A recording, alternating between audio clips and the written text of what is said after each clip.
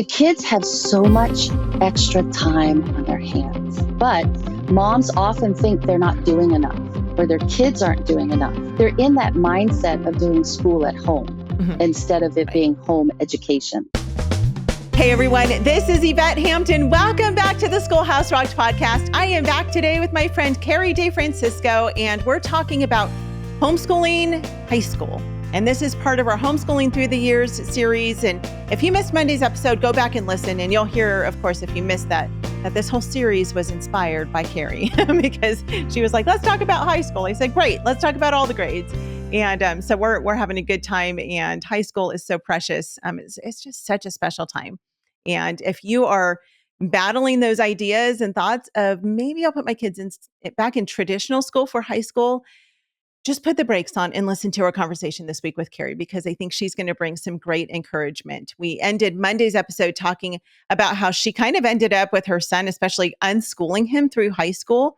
And a lot of people frown upon that, but she's going to explain what that actually meant and how her son went on to college. He went on to university. Her daughter went on to university as well. And so she'll talk a little bit about that. And not that university is the goal for every kid. I mean, not every child is meant to go to college, and that's totally okay. It doesn't mean that you have somehow failed as their homeschool teacher and as their mom. God has different plans for every one of our kids. And so the whole purpose is helping our kids and preparing them for what God's plan is for them. So we're going to talk through that today. But before we do, I want to say thank you again to our sponsor, BJU Press Homeschool. If you're looking for great Christian homeschool curriculum that is for any grade, any subject, any age, check them out at bjupresshomeschool.com. They will equip you for a successful homeschool journey, and they've crafted their curriculum to give you the tools that you need that are rooted in the solid biblical foundation you want. So check them out, bjupresshomeschool.com. Well, Carrie, welcome back to the podcast. Let's park for a little bit on this whole idea of unschooling, because what you don't mean, I know, is that you let him sleep until 2:00 every afternoon. He had absolutely no responsibilities. He just played video games all day, and you did everything for him and served him hand and foot, and he had nothing to do with academics. That is not what you mean by unschooling. Explain to our audience what it looked like, and maybe talk about what homeschooling looked like for your daughter, and then kind of for your son, and just the difference between the two of them, because they're two different people. Well, it's funny because everything you said, he's a gym rat. And so he got up super early every morning just to go to the gym. And he cooked his own food. He's such a great chef. So I didn't have to feed him anything. Nice. And he hates video games. So it's only one he plays, and he plays it with his best bud. But other than that, he's not a video game. So it's kind of funny that you said all those things. Yeah. So when it comes to, and I hate the term unschooling because it has such a negative connotation. I guess the best way, or the new buzzword, is interest-led learning. So that would be more of basically what it is. But the idea behind unschooling is not, like you said, that they're just sitting around doing absolutely nothing. Their interest is what leads them, or their goals that they have is what leads them to what they learn. And then how they learn it and when they learn it is also determined by what their needs are. So yeah, my son did use a math curriculum because that served him best. He did his math at night because for some reason his math brain clicked on at 6:00 at night instead of first thing in the morning. So, you use curriculum if that's what they need or want, or you take a class if that feeds their needs, right? Or in the areas that you don't necessarily need a curriculum. Like my son, he's dyslexic, he's dysgraphia, he has visual processing issues, he's ADHD, he's got all the letters, right? And so YouTube was his buddy. He used YouTube a lot. So he watched a lot of lectures on YouTube. Like one of the things, he's really into baseball. That's really the only reason he went to college, because he wanted to play collegiate baseball. Yeah. And so that was why he went, because he doesn't need a college degree for what he wants to do. He wants to be a firefighter, but he wanted to play baseball as well. So he got a degree while he was playing baseball. But for one of his sciences, he's just so much into baseball, and he wanted to become a better hitter. He watched so many YouTubes on the physics of baseball that the kid got really good at the actual physics, and I can't even tell you all the Sure. formulas and all that kind of stuff that went with it, to be a better hitter and a Wow. better runner and a better pitcher. So stuff like that. So when you hear interest led or unschooling, he learned an awful lot of physics, but he did it through YouTube and through the application of baseball as opposed to a traditional, Right. Textbook. physics textbook. Right. Right. So that was a lot of what he did. He did take a lot of classes with his friends, mainly because he was my last one. And my daughter was already off at college and they are thick as thieves. And so it was just him and I, when my husband wasn't around. And so he didn't have his sister Sure. to learn with and to hang out with and all that kind of stuff. So I did make more of an effort his high school years to put him in more outside kind of co-op classes. But just for that reason, because he was the extrovert and just kind of needed that. But that's pretty much what we did. My daughter, she had a goal. She wanted to graduate early and she wanted to start taking college classes her junior and senior year of high school so that when she got to college, she had already done all of her general eds and she was already an upperclassman. And, so she was on a completely different mindset. She knew she was going to have to get a master's for what she wanted, possibly even a PhD. So when she charted her course of what her 4 years were going to look like in high school, they were very different than what my son needed and what he wanted to do for his 4 years. Yeah. So I hope that kind of answers your question. No, it does. And I love that every kid is so different and that their goals are different. What I always fear is I don't want parents to hear like, well, if my kid doesn't get into college or university, somehow I have failed, because God really does have a different plan for every one of our kids. Brooklyn this year is taking a gap year and people keep asking her, what are you going to do? What are you going to do? You've graduated. What are you going to do? And she's like, please stop asking me. I don't know what God has for me yet, and that's okay. We are totally 100% comfortable with that and fine with her just working. And, perhaps the Lord will have her as a wife and mom, which I think is the greatest career ever in the history of mankind, is being a wife and a mom. And so it's okay to have a degree if you're a wife and a mom, but it's okay to not have a degree. I don't have a degree, And so, God just has a different plan for each one of our kids as they move forward into their adult years. So as you were looking at those high school years, what did you find to be some of the greatest challenges? Me. I was the biggest challenge. I had to learn how to get out of the way. And so when a lot of, friends or parents come up to me and say, oh, your kids are awesome. You did such a good job. And I always say, first of all, it's the Lord. I was on my knees the whole time, but they learned and they became the people they are, not because of me, but in spite of me. And so I literally had to learn how to get out of the way and trust the process, because the Lord created all of us to be creative, to be creators, and to learn. We're learning machines. And so when I finally embraced that and realized that my kids were going to learn, they may not learn what I thought they needed to learn on a particular timetable, but they were going to learn, and they were going to learn exactly what God needed them to learn in that moment in time. Right. So I think for me, that was the biggest challenge, was for me to trust the process and to get out of the way. And as a classroom teacher, to get out of that mindset like you, that, they don't have to go to college. If they want to do a degree that requires, they want to do a profession that requires a degree, then I love the book, Skip College. I love it because the first 1/3 of the book talks about how important college is for specific professions. And if that's what you want to do, go to college. But the rest of the book, 2/3 of it, is all about, okay, these are the things you don't need a degree for.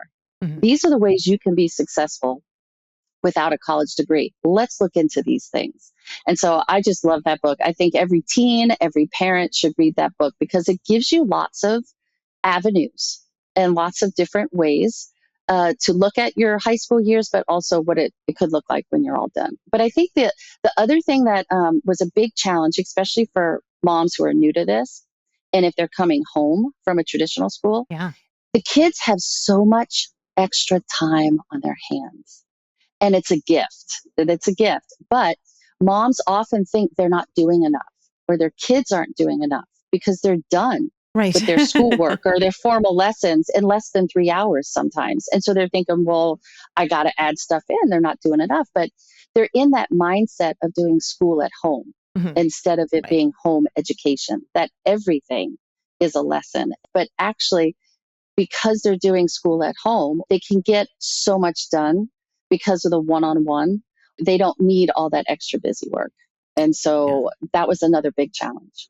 I want to ask about trusting the process because you talk about, you just need to trust the process. Mm-hmm. Let's talk about what the process is. But first, let's take a break. We'll be right back. Have you tried CTC Math yet with your child? Here's a testimonial from another happy homeschool mom. Amber said, "I'm absolutely thrilled with CTC Math. It's a rare find that I've used with my children for more than 5 years now. I have 6 children using CTC Math, and each child has found it easy to navigate and very applicable. Thank you so much for all that you are doing in providing quality math lessons for my children." If you're looking for a great online math program, visit ctcmath.com. That's ctcmath.com. Are you looking for a homeschool curriculum that goes beyond textbooks and truly engages your children in the joy of learning? Apologia's award-winning curriculum is written by homeschool parents to specifically meet your needs and captivate your students with hands-on activities and experiments that make learning unforgettable. With an easy-to-follow, open-and-go format, Apologia takes the stress out of planning and provides a simple roadmap that can easily be tailored to your family's needs. Explore live classes or self-paced courses designed to accommodate every student's unique learning style. Elevate your child's education, spark their curiosity, and nurture a lifelong love for learning with Apologia. Discover Apologia today at apologia.com. We're back with Carrie. Okay, so before the break, you talked about just trust the process. Everything will work out, just trust the process. What exactly do you mean by that? And what is the process for those moms who are like, I literally, Carrie, have no idea what it is that you're talking about. What process are we supposed to trust? And how do we do this process? What do you mean by that? Okay, well, first of all, kind of practically speaking, you just want to make sure that you ask yourself 2 questions before you even start homeschooling the high school years. So first of all, why are you homeschooling the high school years? Why have you chose to keep your kids home? Because the answer to that question is literally going to help you make all the important decisions. So what curriculum are you going to use? What activities they're going to be in? All that kind of stuff. The second question you really need to ask your team is, where do you see yourself in 5 years or post-graduation? What are your goals? Because the answer to that question will help you figure out what they're going to learn and how they're going to learn it and when they're going to learn it. And that's where the process comes in. And so once you ask those 2 questions, then you know why you're doing it. It helps you make decisions. You know what they want to do. And so it helps you plan out what you're going to do. You want to make sure that you go to Homeschool Legal Defense Association and you make sure that you are doing whatever your state requires them to do to earn a diploma, right? But in my book, I talk about how to create a course of study. And I feel like that's the most important thing. So you look at what either your state requires, or if they're college bound, what admission requirements are required for a particular university they want to go to. And you use that as your guideline of what they're going to do for the next 3 or 4 years. But the beauty of it is you and your team get to decide how you're going to be doing that. Yeah. So that's pretty much the beginning of the process. Yeah. Okay. So let's dig into that for a minute, because when Brooklyn was starting high school, I was like, and this was, I guess, probably, her 8th grade year. I was like, oh, I don't know what to do. I'm not exactly sure what I'm supposed to do here. And so I called HSLDA and I talked to one of their consultants, and she literally walked me through a course of study for high school. And it was so helpful. I was so thankful. And I mean, I spent probably well over an hour on the phone with her. And then we've had other calls throughout the last couple of years going over her transcript, where they've walked me through exactly what her transcript needs to look like. And okay, what am I missing? What do we need to do these last 2 years? how do we fill in these gaps and what really is needed? And so you're right, every state has different requirements. So you have to know what your state requirements are, but HSLDA will help with that. Talk very briefly for those parents who they don't know what a course of study is. What does that look like? And how do you start to implement that in those early, because you can even start implementing that in the middle school years, depending on where your child is academically. What does a course of study look like? For the most part, on average, it's 3 to 4 years of English, but you get to decide what that English is going to look like, composition or American Lit or whatever. Usually it's at least 2 years of science, biology, and some sort of physical science. It's usually 2 years or more of math, algebra 1 and other stuff, depending on what their career minded is. Usually it has a couple of years here in California, you got to have PE or some sort of physical ed. And then usually it's 3 years of some sort of history with American government and econ, and then all the wonderful electives. So those are the bare minimum or the skeleton of what a course of study would look like. But then again, because you're not in a traditional school system, you can decide with your teen. Nobody says you have to do biology your freshman year. I mean, if you want to start with, astronomy, you can. Or if you want to start with physics, you can, if that's their thing, right? So that's the beauty of it. You've got like an outline of the things they need to learn, but you can decide how and when all of that's going to take place. And in my book, I've got chapters upon chapters of how to create a course of study. I have samples in the back and all that kind of stuff. Yes. Yeah. You've done a really good job in your book of laying out for parents, this is what it all looks like. And you just kind of walk parents step by step through how to do the course of study, how to create transcripts, all of that stuff. So you guys don't even actually need to call HSLDA, just get Carrie's book and she walks you through it. But yeah, it's so helpful to know how to do that. Cause that's, for me, that was the scary part of high school, was because I knew I would have the curriculum to teach, whether it was something that we were teaching here at home or it was being taught through a co-op, or we had video lessons, like we've used Apologia, for science, their video lessons and, things like that. So that has made the academic part easier, but it was all the, I don't know, legal stuff that scared me too. It was like, when she gets to the end, how do I know that I've done all the things? Because you feel like once you get in those high school years, you feel like you're like on the clock. Like, okay, we're running out of time and we've got all these things still left to do. So you have to know what's the most important thing. What do we need to finish in order to get her to the very end? Have you, well, I'm certain you've heard of this. Talk really quickly about like a 5th year senior, super senior year. I know they're called all sorts of different things. And I know that many kids now are taking that extended kind of a 5th year of high school. Talk about that for just a minute. I think it's very beneficial for the student that either one really doesn't know what they want to do, right? Or for the student who has specific goals post-graduation and they haven't quite met those goals. So like, for instance, a friend of my daughter's, he really wanted to get into the specific school for cello, and he wanted to get a full ride scholarship for his cello. And he just felt like at the end of his senior year, he wasn't quite there yet. And so he gave himself a second senior year so that he could literally spend almost 3 hours a day perfecting his cello, right?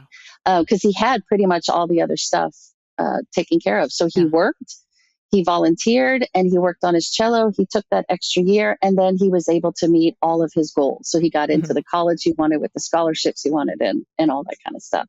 So I think it's very beneficial if it meets the goals or the needs or the wants of the student. Yeah. Yeah. I think so too. We have 2 friends here in the Tulsa area who they were going into their senior year, and then both of them, along with their parents, just decided, and they were both young seniors. So they would have been 17 this year graduating.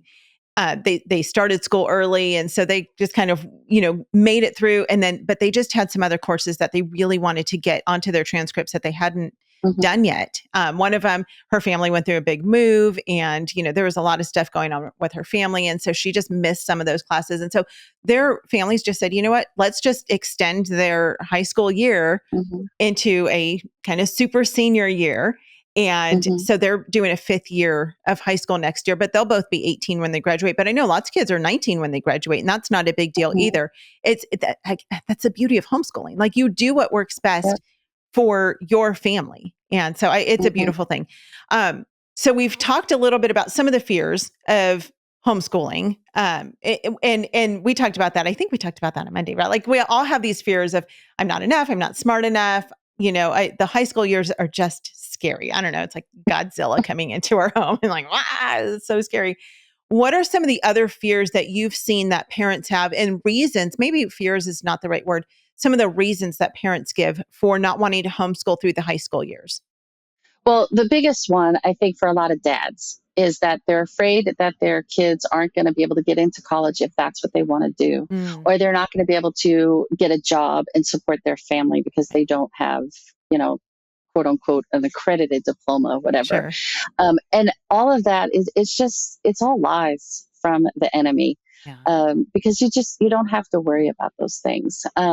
So you don't have to worry about that. If kids want to go to college, they will get in as homeschoolers. Their transcripts will be accepted. Actually, colleges are looking for Sure. homeschoolers because Yeah. they now see that they are fabulous students and a huge advantage to their student body. So that's not an issue. I think another thing that, especially for moms, especially if they had a great or wonderful high school experience. And I'm not talking about the academic side of it, I'm talking Right. about the social side of it. Yeah. That some of the moms, they kind of grieve having their kids do high school at home because they're worried their kid's going to miss out on prom or senior portraits or a graduation ceremony. But moms don't have to worry about that because depending on where you live and how big Yeah. or small your community is, you're going to find those things. If your student wants to participate in those things, they have tons of them out there. Yeah. And like I tell moms all the time, homeschool moms are great at if our kid needs something, like say a high school graduation ceremony, we find one. And if Right. we can't find one, what do? We create one, Right. right? So you don't have to worry about those kind of FOMO things. But I think the biggest fear is that there's going to be holes in their Yeah. education. And I don't know about you, but when I graduated high school, I had a lot of Oh, holes. yeah. I didn't know everything, right? We never finished any textbook when we Right. were in high school. And I didn't realize how dumb I was until I started homeschooling my kids. Right. Then I was like, oh my gosh, there are so many holes Yeah. in my own education. Yeah. And so, just to put it out there, yes, moms, there will be holes in Yeah. your students' education, but that's okay because if one of your whys was that you want your student to love learning and to become a lifelong learner, knows how to learn, how to Yeah. teach themselves a skill that they need, and how to find answers to things they don't know the answer to, you've done your job and Right. you've set them up well for adulthood. So when they get out there, if there's something that they didn't learn Yeah. that you felt was important or that they needed to know for a particular college class or whatever, um, they know how to teach themselves, find the answers, find someone to teach it to them. Yeah. That's the beauty of it. And I don't know about you, but I'm still learning an awful lot as a 50 something year old. Oh, So yeah. I never stop learning, right? Right. So we're just Yeah. constantly learning new things. And Right. so, and there are tons of books I'm so glad I didn't read in high school. I'm glad I read as an adult. So Yeah. don't feel guilty that you don't read every single book that was on your book list with your high schooler too, because Yeah. I'm sure he's going to read it later on and Right. probably appreciate it even more. Yeah. Yeah. The books aren't going to, go out of print, or, I mean, some might go out of print, but you'll still be able to find them. Hmm. Books are always going to be around. Learning is always going to be around. That's such a good point, because Hmm. I mean, when I got to the end of my high school years, and I talk about this in the movie, actually, I was like, I'm done. Like, I am so tired of school and academics. And I literally was like, I never have to learn again. And little did I know that God had a completely different plan. And I have learned so much more, just like you. I have learned so much more in my adult years, and especially Hmm. since I started homeschooling, than I ever learned Hmm. growing up in school, because you care more about it as an adult. And Hmm. it's harder to learn as an adult, I think, but because you have more of an interest And it's more exciting to learn as an adult. And it's really fun to learn alongside of our kids. That's one of the greatest things about homeschooling is getting to learn alongside of them and teaching them things. It's so much fun to teach your kids how to read. It's so much fun to teach them those basic math skills, counting blocks and doing those things like we talked about in the preschool episode. Like those are just really fun parts of parenting, is doing those things with our kids. And so, so good stuff. We are out of time, but we will be back tomorrow. We've got lots more to talk about still for the high school years. Carrie, tell our listeners one more time where they can find out more about you. You can just go to my website, coffeewithcarrie.org, and everything about my books, Instagram, podcasts, it's all there. Okay, sounds great. And again, her book is called Homeschool High School. It is a handbook for Christian education, and it is an excellent book. It's kind of a not a workbook, but you give some really practical resources in there on homeschooling through the years. So it's kind of the relational, emotional part of homeschooling high school, but also the really practical part of it. So you've done a really good job with it. Thank you. So we'll put links to that in the show notes. And you guys, thank you so much for listening. Again, we're so grateful for you. If you're watching this on YouTube, would you subscribe to our channel if you have not done that already? And then if you guys would do us a huge favor, this is big. Would you share this podcast with your friends? If it's a video, share the video. If it's an audio podcast, share it with your friends and give them the encouragement that they need to homeschool. It's summertime and everyone's trying to figure out what we're going to do. What is next year going to look like for our kids? This is the time to be encouraged. So share this with your friends. We would love it if you would do that. And again, you can find everything at our website, schoolhouserocked.com. Stay tuned to the very end to hear a clip of what's coming up next, and we will see you back here tomorrow. Bye. Laughing in the face of imposter syndrome and coming to you from the epicenter of manly overconfidence, I'm your host, Garrett Hampton, and you are listening to The Thinking Dad. Even if we're able to push the evildoers and the totalitarians back for another generation, maybe if we work really hard, maybe even 2 generations, if they've got the young people, it's over. I often think about Daniel's parents, who you don't hear anything about. But they must have laid down the foundation for Daniel to be able to go into Babylon and not fall. We're in that very beginning part of the cycle for tough times. We've been fat and happy. We've been enjoying we're lazy because we enjoy so much freedom. We got all these blessings, and why would you go do the hard work? And so for a long time now, decades, we haven't had to do the hard work. We've been living on the fumes of previous generations paying the price. And we got to raise the bar and say, I'm willing to give more of my life, that's my time, more of my money, of course, that's our fortune, and more of my sacred honor, which is my reputation. I'm willing to put it all on the line. Every single one of us has to be willing to do that. Join us for the first season of The Thinking Dad at thinkingdad.net. And I think it's real important that they know that it's okay to question as long as you always remember who you belong to, right? And that God is bigger than all of this, and He can handle my questions just like He can handle their questions. And so I think first and foremost, they need to see us walking with the Lord, even in the hard times, even more so, right? In the hard times.